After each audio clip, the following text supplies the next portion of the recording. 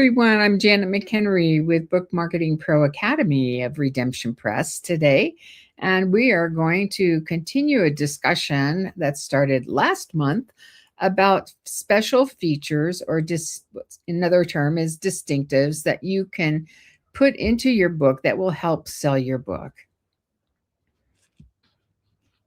First of all, you need to begin to think about the reader. Think about what the reader is like digging into, exactly like what makes this difficult topic difficult for them. Where are they getting stuck?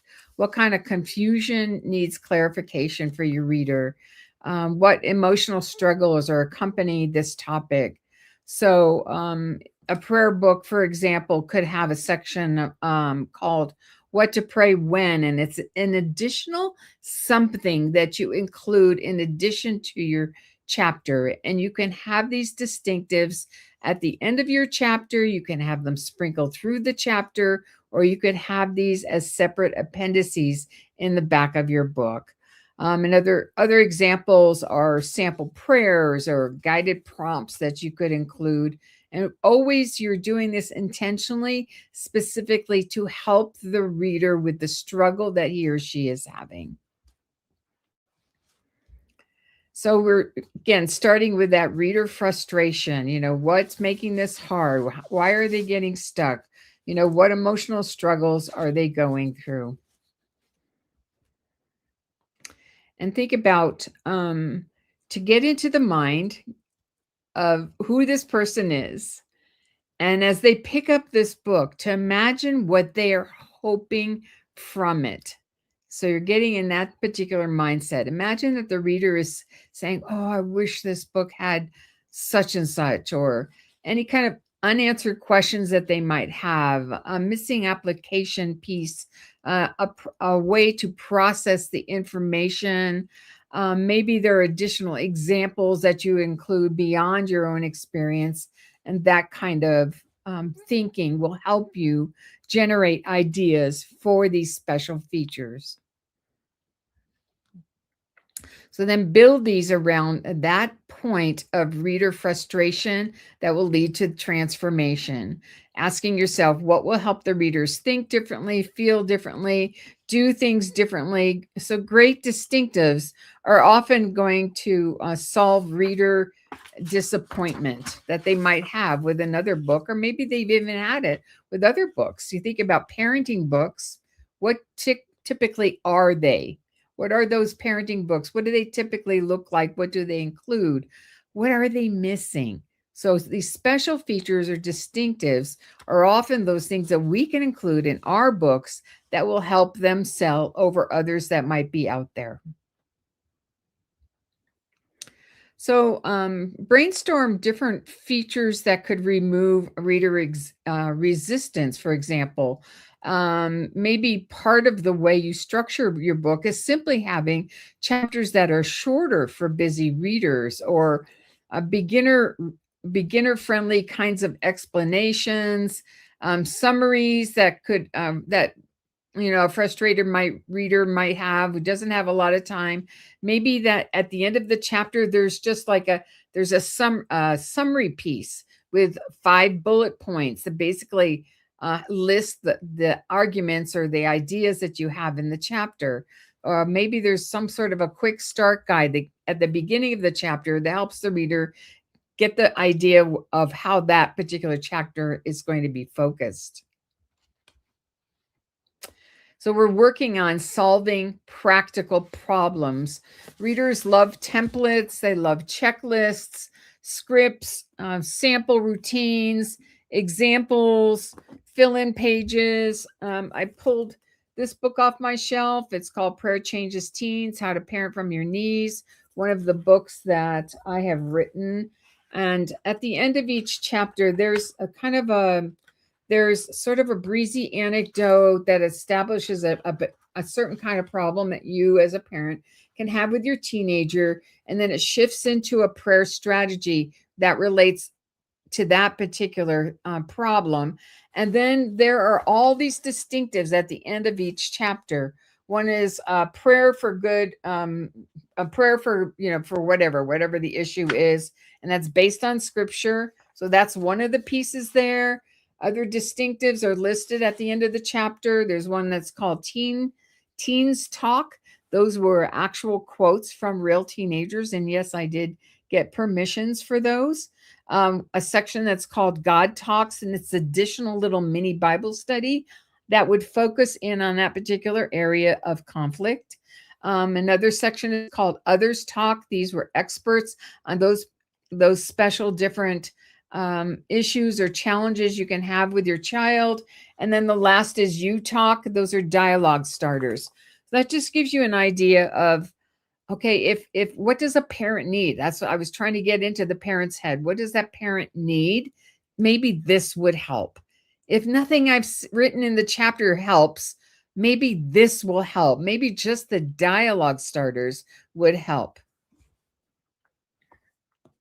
So what we want to do is then kind of think about our book and mine it for particular features that you can put in. Way to start this would be to think back to your core message. What are going to be some of those sticky statements from your core message for the book, so that these distinctives are going to help develop the application piece related to that core central message of your book. For example, a prayer book might naturally produce prayer prompts, prayer trackers, prayer journaling space. So just the central message itself should help us think of, what could I add to this? What would make the book stronger? What's going to help it stand out from others that are already out there? So we ask ourselves, what will help the readers apply this tomorrow? Maybe those could be action steps or habit changes, and we call them habit changers or habit challengers or things like that, or weekly assignment or daily assignment or reflection exercise. You can give it that particular label, so when the reader gets to that at the end of the chapter or in a section of maybe the latter part of the chapter, in a box, like a box that's separated from the rest of the text, this will help the reader think, okay, now this is what I'm supposed to do with what I've learned in this chapter. So you're turning teaching into interaction. So maybe your book is about thankfulness, or different kinds of prayer or something like that. Or it's about gratitude, think how to exercise gratitude. Maybe you provide gratitude journaling prompts or a weekly gratitude challenge for your reader. Use your own particular tone, your own particular kind of style, your own particular voice. So if you are naturally sort of that coach person who comes alongside them and you like to cheer them on in some kind of ad coaching kinds of prompts. What should that person do next? Maybe that's a bulleted list. Maybe there are little check marks there for each of those. In front, instead of bullets, you've got little check marks or little boxes for people to check things off. If you are a natural storyteller, maybe you add separate little boxed in testimonies that can, examples from other parents or other married couples who've been through similar kind of struggles, and maybe they're offering tips of their own. If you're a natural teacher, maybe you want to add study notes there. Maybe you want to provide additional references. Maybe you want to have kind of summaries of ideas brought in from other people, other sources, that kind of thing. And then if you're a natural encourager, maybe you simply want to add prayers or questions for someone on which to respond. Think about perhaps also as you have spoken on your particular topic, what kind of audience questions arise repeatedly as you are speaking to groups? These kinds of questions can become sidebars, FAQs, where you have a question, you put a little Q and you have a question, and then you have the answer. So maybe all those traditional kinds of questions that naturally come up when you're having conversations with people, as you're speaking, as you're teaching classes, that you could take those and put them into a Q&A kind of a format, go into a little box, a sidebar. These sidebars are fun because they can break up the gray text. And so it makes just the overall layout of the book look special. Now let's kind of think in terms of how we would brainstorm, get into the mindset of our potential readers and buyers.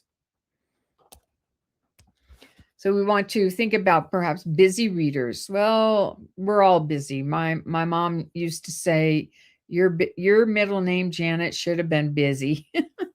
So think about perhaps offering 5-minute readings. Could someone read your short chapter in 5 minutes? Maybe it's only 2 pages long.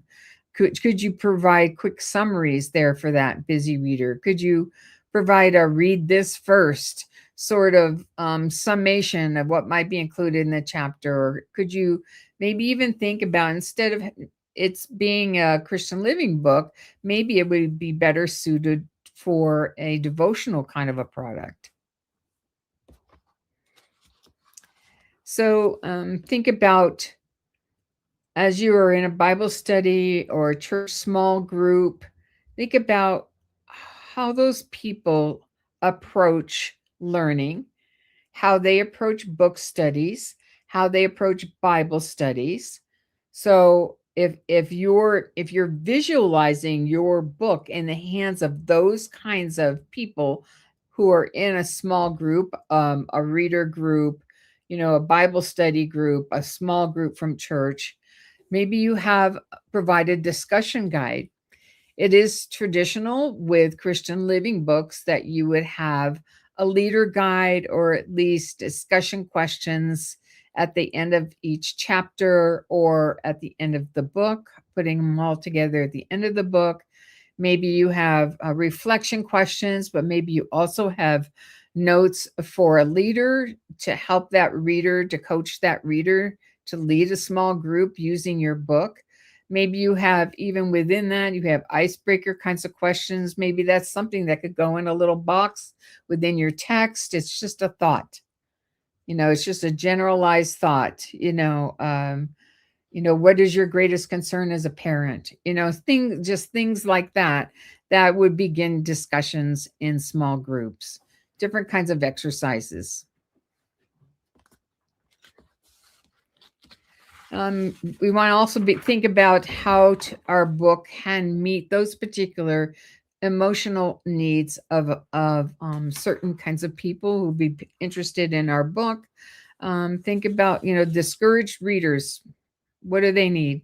Maybe they need an encouragement phrase or Bible verse or a quotation from another writer in little encouragement boxes in the text.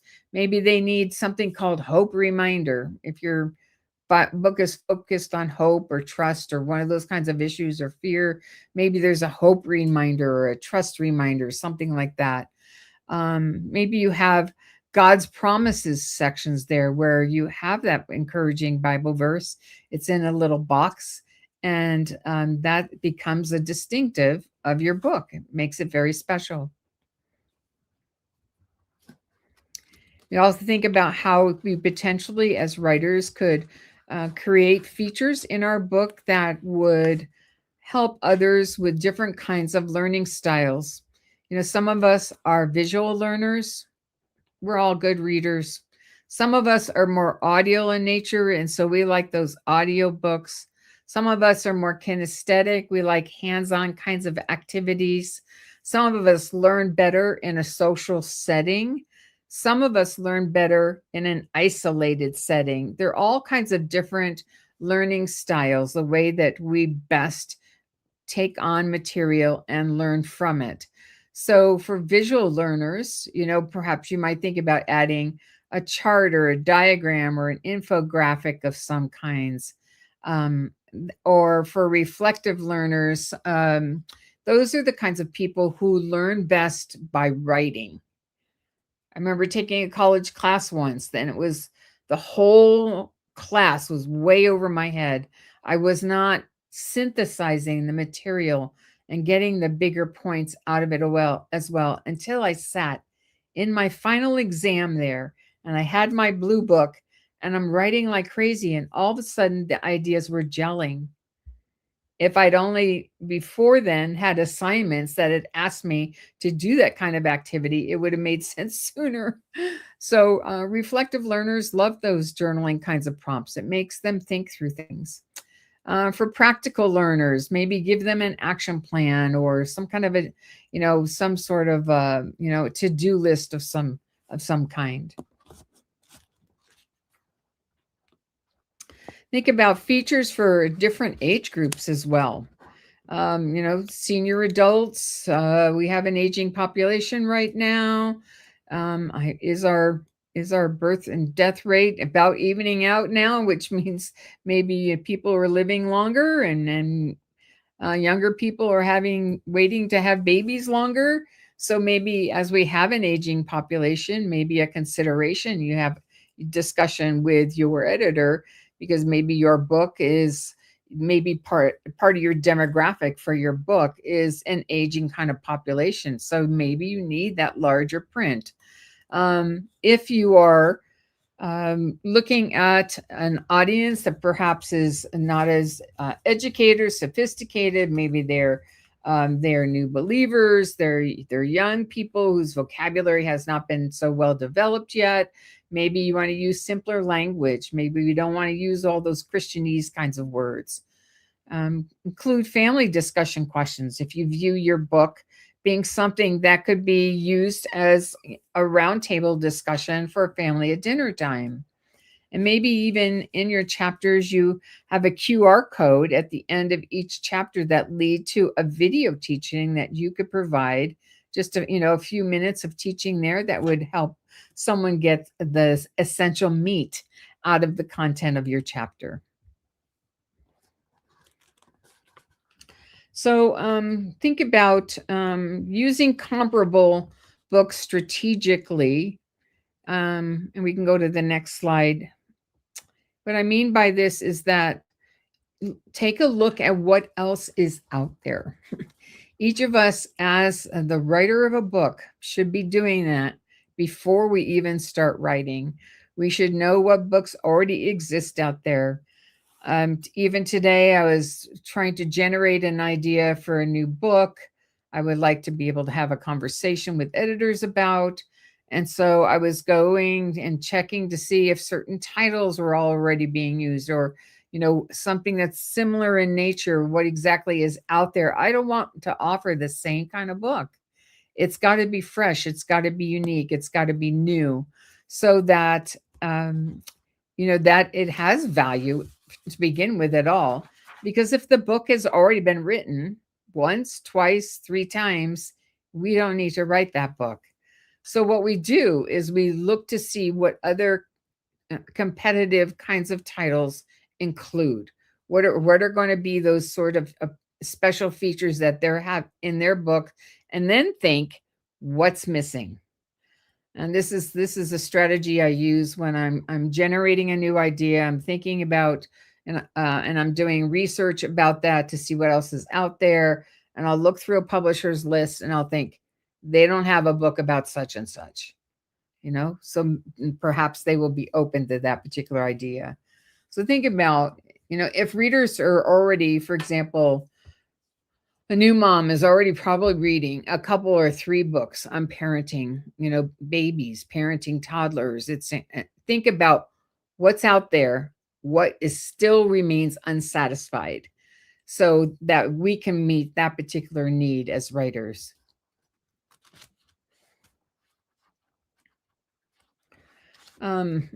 So here's an idea too that I had. You can, as you're looking at these potential comps, read through some of the reviews there and look at the negative ones, because often they will reveal what's missing, what might be confusing, it's the ways that their expectations were not met. And then that can help you be informed about how to put your book together. Also take a look at repetitive features in bestsellers. Or do they always have chapter summaries? Typically, do they always have reflection questions? Are they offering journal prompts? Are they offering stories as sidebars? Is this a new thing? But here's the problem. If we're always chasing trends, that by the time our book comes out, the trend may be gone. So try to be original in that way instead of necessarily copycatting something. Just notice what's missing and then meet that particular need. Um, it. I don't think that you need to have a million zillion different special features in your book. The example I showed you earlier here, I had a million zillion. I think there are four. I think there are 5 or 6 different distinctives for that book. Um, but each each should be intentional. Each should have be meeting a particular kind of need that you know the reader is going to want. So just don't copy things blindly. Those features should support the overall message that you have for each of your chapters and not simply imitate trends that are already out there. Again, find that gap in the market. Think about what audience is underserved, what approach is missing, what emotional tone is lacking. Yes, your voice, your story will matter, but it's going to be the teaching content itself that will need to be also fresh and new. So this next section of the presentation is to kind of help you think through ways to brainstorm what kinds of special features you could offer in your book. And I know last time I did this presentation, I remember that there was a question from someone who is writing fiction, and she asked, what kinds of special features would I offer with a novel? Which is a really good question. But one thing that you will typically find in those writers that are regularly producing novels is that they include a reader discussion guide at the back of the book, because hopefully different kinds of reader groups, book groups, review kinds of groups get together, and then they select your book to read, and then they gather so as to offer up their ideas about something. So that's something that you can include. But often this is, as you're thinking through, use this what else kind of technique. After every feature idea, ask what else could support this? What else could support this kind of teaching? Could those be reflection questions, journal prompts, a challenge for each week? I wrote a Bible study. One of my Bible studies, I had a specific kinds of challenge for the reader for each and every week. It wasn't just to memorize the verse, but to actually do something with check boxes and things like that. Different kinds of prayer applications could be another idea. You can brainstorm in categories like, okay, what could be a spiritual application here? What could be a practical kinds of to-do application? What could be a creative visual?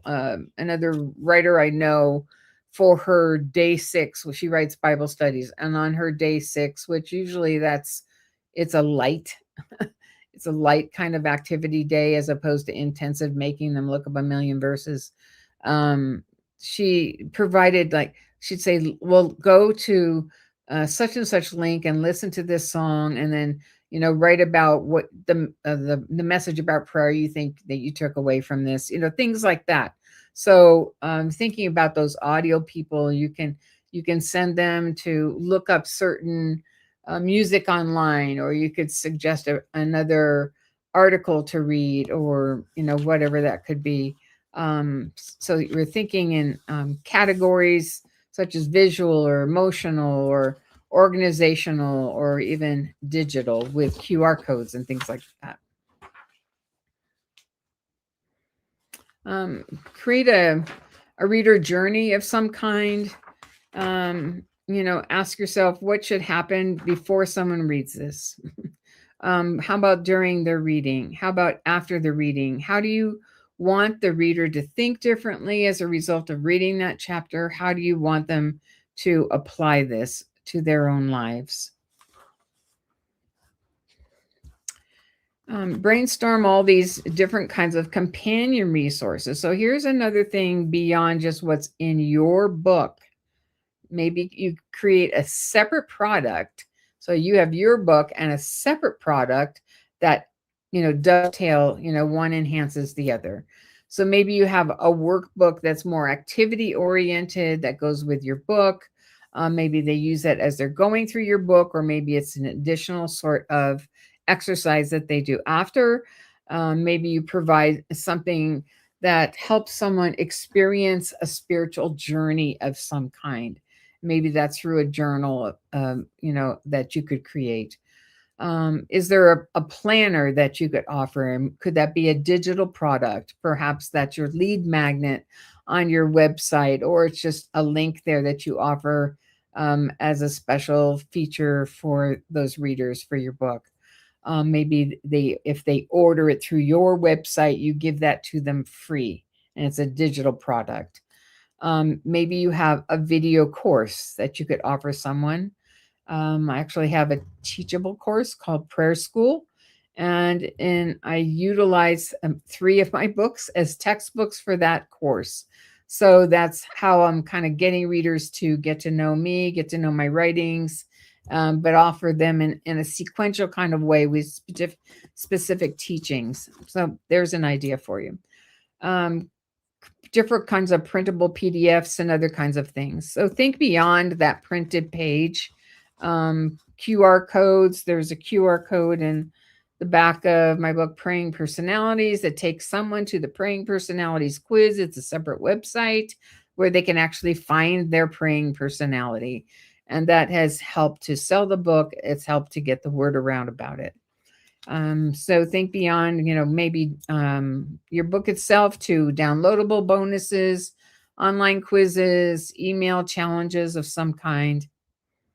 And if you can get them to your website, isn't that wonderful? Because then you've got an email address to add to your subscriber list.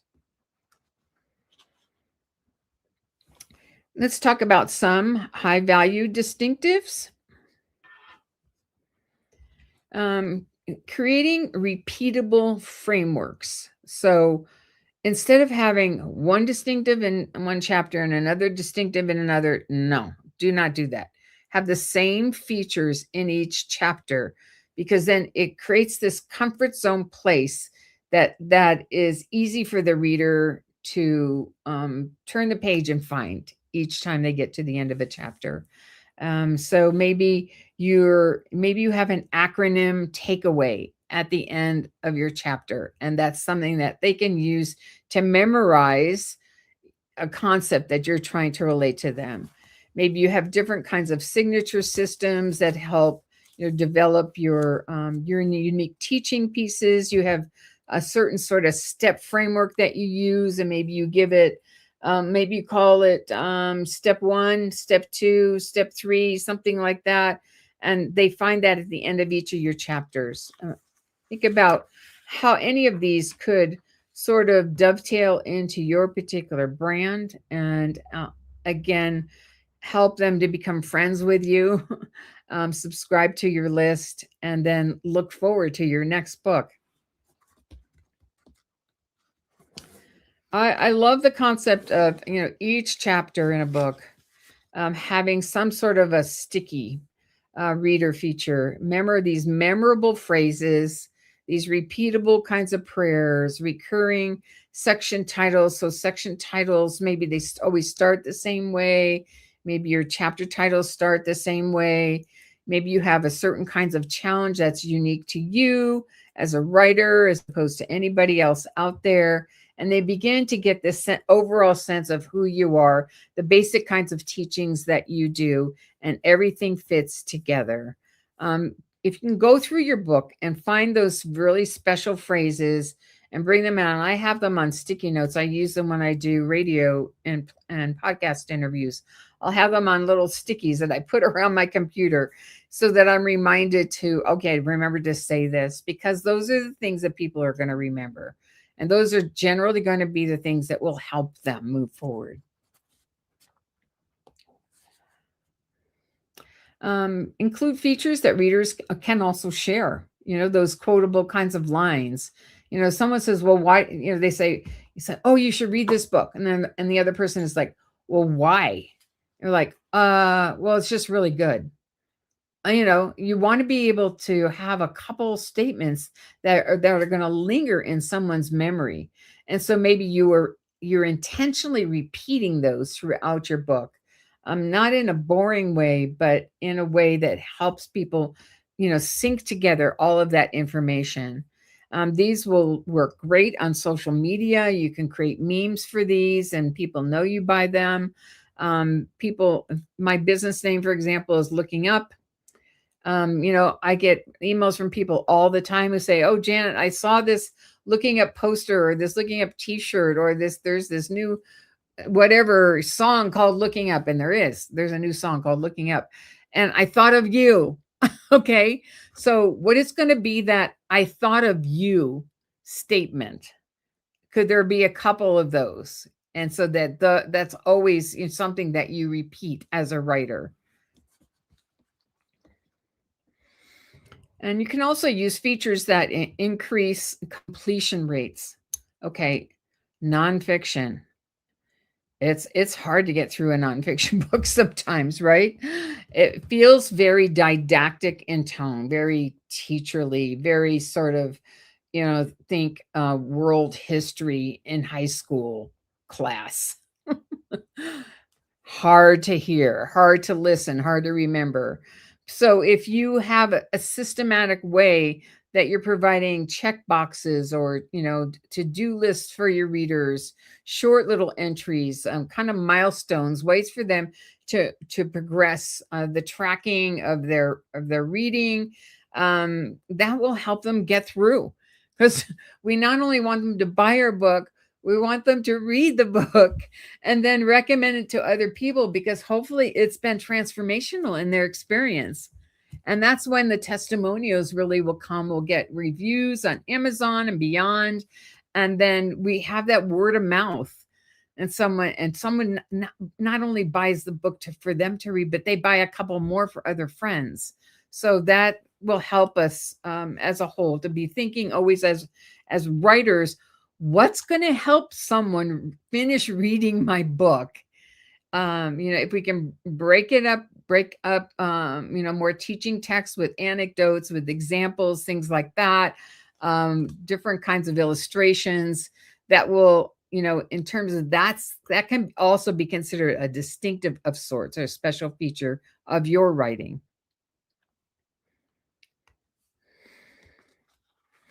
So, also consider features that encourage rereading. Do you read book? Do you reread books? There are very few that I reread, but there have been some, and those have been those books that have been most impactful in my life. Maybe these kinds of features that are listed on here on this slide could encourage rereading, or the slowing down of reading, so as to increase the absorption of the material in someone's brain out there. So maybe you have reflection sections. You have different kinds of ways that someone could come back and revisit an exercise that you've offered. Think about ways to encourage that kind of interaction.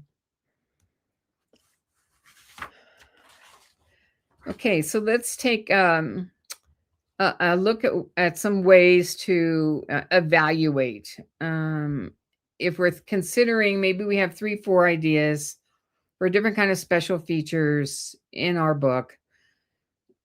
Okay, to actually step back and be objective, like, is this actually going to be a good idea? Okay. First of those, could a reader use this tomorrow? Ask that question. Is this going to be helpful? Could a reader use this? Have I explained it well enough?